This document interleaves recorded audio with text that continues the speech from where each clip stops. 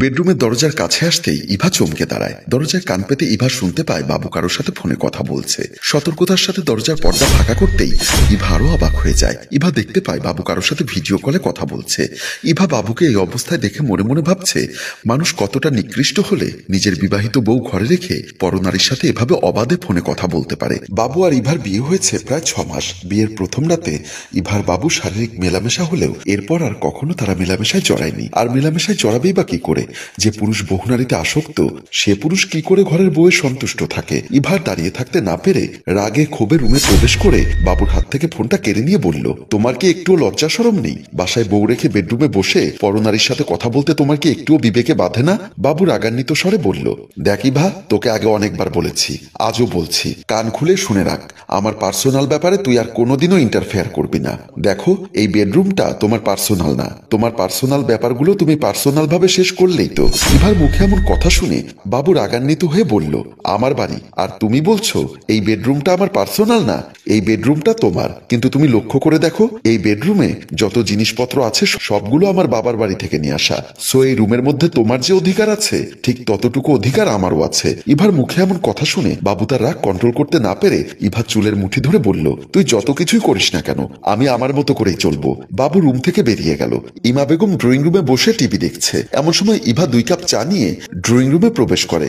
1 cup চা ইমা বেগমের দিকে এগিয়ে দেয় ইভা। ইমা বেগম ইভার হাত থেকে চায়ের কাপ নিয়ে চায়ে চুমুক দিয়ে জিজ্ঞাসা করলো, বৌমা তুমি কি কিছু বলবে? ইমা বেগমের মুখে এমন কথা শুনে ইভা ক্ষীণ স্বরে বলল, মা আপনার ছেলেরা তো অধঃপতন আমি আর সহ্য করতে পারছি না। ইভার মুখে এমন কথা শুনে ইমা বেগম একটা দীর্ঘশ্বাস ছেড়ে বলল, বৌমা আমার ছেলের এমন ব্যবহারের জন্য তোমার কাছে আমি সত্যি লজ্জিত।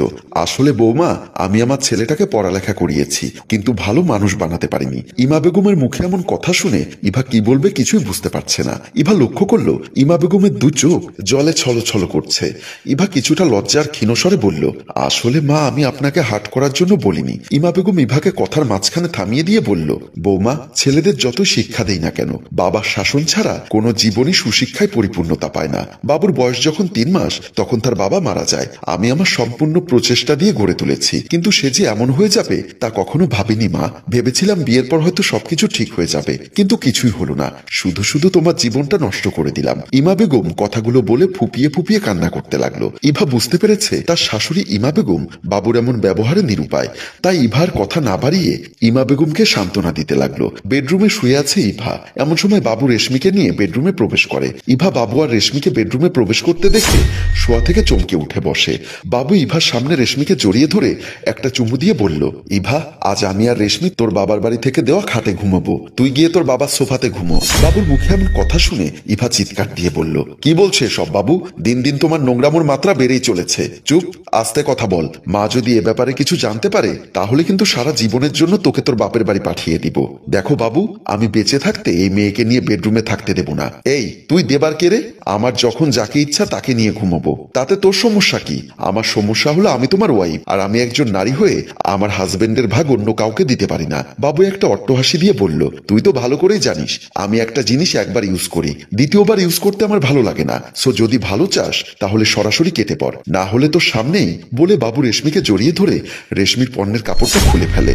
রেশমির পণ্যের কাপড়টা খুলে ফেলে লিপ কিস করতে থাকে। বাবুর এমন কাণ্ড দেখে ইভা সহ্য করতে না পেরে এক চিৎকারে অজ্ঞান হয়ে পড়ে। ইভার সাইফুল একটা রেস্টুরেন্টে বসে আছে। সাইফুল বলল, দেখ ইভা, তোর জন্য 2টো পথ খোলা আছে। একটা পথ হচ্ছে তোর হাজবেন্ডের সবকিছু চুপচাপ মেনে নিয়ে সংসার করে যাওয়া, আর দ্বিতীয় পথ হচ্ছে তোর হাজবেন্ডকে একেবারে ডিভোর্স দিয়ে নতুন করে চিন্তা করা। সাইফুলের কথা শুনে ইভা একটা হাসি দিয়ে বলল, তোর 2টো পথের শেষ সমাধান হলো আমার হেরে যাওয়া। কিন্তু আমি তো হেরে যেতে চাই না। তার মানে তুই কি চাইছিস? আমি চাইছি আমার হাজবেন্ড আমারই থাকবে, একান্তই আমার। দেখ ইভা, তুই শুধু শুধু সময় নষ্ট করছিস। যে পুরুষ বহু নারীতে আসক্ত সেই পুরুষকে পোষ মানানো কোনো নারীর পক্ষেই সম্ভব না। সবকিছুর পরে সে তো রক্তে মাংসে গড়া একটা মানুষ। সাইফুল রাগান্বিত হয়ে বলল, মানুষ হয়েছে বলে তো কি হয়েছে? তার মধ্যে তো কোনো মনুষ্যত্ব বোধ নেই। জাগিয়ে তুলতে হবে। আমার প্রতি যে তার ঘৃণা আছে সেই ঘৃণাটাকে আরো দ্বিগুণ আকারে বাড়িয়ে দিতে হবে। সাইফুল অবাক হয়ে বলল, কিভাবে? ইভা একটা মুচকি হাসি দিয়ে বলল, আমি এখন থেকে তোমাকে যেভাবে বলবো সেভাবেই কাজ করবে, দেখবে সব ঠিক হয়ে যাবে। আমি জানি না তুই কি করতে চাচ্ছিস, বাট আমি যদি কোনো বিপদে পড়ি তাহলে তোর খবর আছে। কেন, বন্ধুর জন্য কি একটু রিস্ক নিতে পারবি না? সাইফুল মুখে হ্যাঁ আর মাথা নাড়িয়ে না বলে চায়ের কাপে চুমুক দিল। সাইফুলের এমন কাণ্ড দেখে ইভা হাহা করে হাসতে লাগলো। খাবার টেবিলে খাবার খাচ্ছে ইভা, ইভার বাবা মমিন খান। মমিন খান বলল, বলছিলাম কি আরো কয়েকটা দিন থেকে গেলে হয় না? কি যে বলো না বাবা, অনেকদিন তো থাকলাম। তাছাড়া আমি যদি এখানে থাকি তাহলে আমার শ্বশুর বাড়ির কি হবে? এই হলো মেয়েদের একটা সমস্যা, যে ডালে যাবে সেই ডালেরই বুলি বলবে। আচ্ছা ঠিক আছে বাবা, আরেকবার যখন আসবো তখন অনেকদিন থেকে যাব। মমিন খান একটা দীর্ঘশ্বাস ছেড়ে বলল, অসুস্থ শরীর নিয়ে যাচ্ছিস, একটু বুঝে শুনে চলিস মা। বাবা তুমি আমার জন্য একদম চিন্তা করবে না। কতদিন থেকে গেলি, কিন্তু তোর জামাই তো একদিনও আসলো না। বাবা ওর কত কাজ পড়ে আছে জানো, ভাত খাওয়ার সময় পায় না। কখনো ঢাকা কখনো চট্টগ্রাম, এদিক সেদিক যেতে হয় কাজের জন্য। ঠিক আছে মা, তোর জামাইকে বলিস একটু দেখে শুনে সাবধানে চলাফেরা করতে, আর সময় পেলে নিয়ে আসিস। ঠিক আছে বাবা। তুমি গাড়ি রেডি করেছো? হ্যাঁ রে মা, খেয়ে নে, গাড়ি ঠিক সময় মতো চলে আসবে। কলিং বেলের শব্দ শুনে দরজা খুলে দিল ইমা বেগম। ইমা বেগম দরজা খুলে দিতেই রুমে প্রবেশ করলো মাতাল বাবু। মাতাল বাবুকে দেখে ইমা বেগম বলল, তুই আজও ড্রিঙ্কস করে বাসায় ফিরেছিস? তোকে আমি কতদিন বলেছি তুই ড্রিঙ্কস করে কোনো দিন বাসায় আসবি না, তারপরও তুই প্রত্যেকটা দিন ড্রিঙ্কস করে বাসায় কেন আসিস? দেখো মা, এত চিল্লাপাল্লা আমার ভালো লাগে না। তাছাড়া এত রাতে চিল্লাপাল্লা করলে আশেপাশের মানুষ কি বলবে? বাবুর কথা শেষ হতে না হতেই বাবুর গালে ঠাস করে একটা থাপ্পড় বসিয়ে দিয়ে বলল, মানুষ কি বলবে সেই চিন্তা কি তোর মাথায় আছে? যদি থাকতো তাহলে এত রাতে ড্রিঙ্কস করে বাসায় ফিরতি না। দেখো মা, আমার ড্রিঙ্কস করতে ভালো লাগে তাই ড্রিঙ্কস করেছি, তোমার আমাকে মারতে ভালো লাগে তাই তুমি আমাকে মেরেছো। খেলা ডিসমিস। বাবুর মুখে এমন কথা শুনে ইমা বেগম বুঝতে পারলো আজ ড্রিঙ্কস বেশি করে ফেলেছে, তাই আবুল তাবুল বকছে। ইমা বেগম আর কিছু না বলে দরজা বন্ধ করে বেডরুমের দিকে চলে যায়, আর বাবু মাথা দোলাতে দোলাতে ড্রয়িং রুমের দিকে চলে যায়। বাবু অফিসে যাওয়ার জন্য ড্রেসিং টেবিলের সামনে রেডি হচ্ছিল, এমন সময় ইভা ওয়েস্টার্ন গেট আপে ড্রেসিং টেবিলের সামনে এসে দাঁড়াতেই বাবুর চোখ যেন কপালে উঠল। ইভার দিকে বাবু হাঁ করে চেয়ে আছে। বাবু মনে মনে ভাবছে, এত সুন্দর হট ফিগারের একটা মেয়ে তার বাসায় তার বউ হয়ে আছে, অথচ সেদিকে তার কোনো খেয়ালই নেই। এমন সময় ইভা বলল, আমি বাইরে যাচ্ছি, ফিরতে সন্ধ্যা হবে, আর পার্টি শেষ হতে হতে যদি বেশি রাত হয়ে যায় তাহলে কোনো হোটেলে থেকে যাব। ইভার মুখে এমন কথা শুনে বাবু বলল, সন্ধ্যা রাত পার্টি? তুমি এসব কি বলছো? ইভা একটা হাসি দিয়ে বলল, কেন মিস্টার বাবু সাহেব, আমি কি পার্টিতে যেতে পারি না? আমি কি রাতে হোটেলে থাকতে পারি না? আমার সাথে রাত কাটানোর জন্য কত শত পুরুষ লাইনে দাঁড়িয়ে আছে জানো? ইভার মুখে এমন কথা শুনে বাবু চিৎকার দিয়ে বলল, বন্ধ করো এসব কথা, ভুলে যেও না তুমি এ বাড়ির বউ। ইভা একটা হাসি দিয়ে বলল, আমি এ বাড়ির বউ, কারো ইচ্ছের পুতুল না।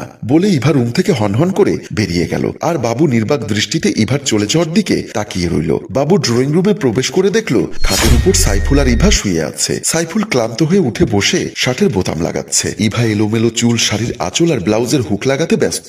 ইভাকে সাইফুলের সাথে এমন অবস্থায় দেখে বাবুর মাথায় যেন আকাশ ভেঙে পড়ল। বাবু আর সহ্য করতে না পেরে হুঙ্কার দিয়ে বলল, ইভা তুমি আমার বেডরুমে আমার সামনে এসব কি করছো?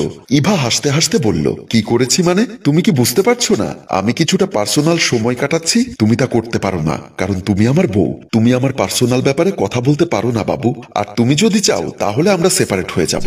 মানে কি বলতে চাও তুমি? মানে এই রুমে আমার বন্ধু নিয়ে আমোদ ফুর্তি করলে তোমার যদি সমস্যা হয় তাহলে আমি সাইফুলকে নিয়ে মায়ের রুমে চলে যাচ্ছি।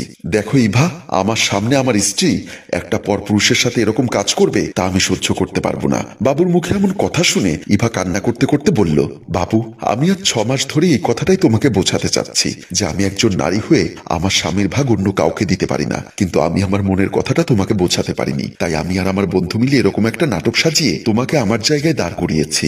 এবার হয়তো তুমি কিছুটা হলেও আঁচ করতে পারছো আমি কেন তোমাকে বারবার বিরক্ত করি। আজকের পর থেকে তোমার প্রতি আমার আর কোনো অভিযোগ নেই। আজ থেকে তুমি মুক্ত। আমি আজীবনের জন্য চলে যাচ্ছি তোমার জীবন থেকে।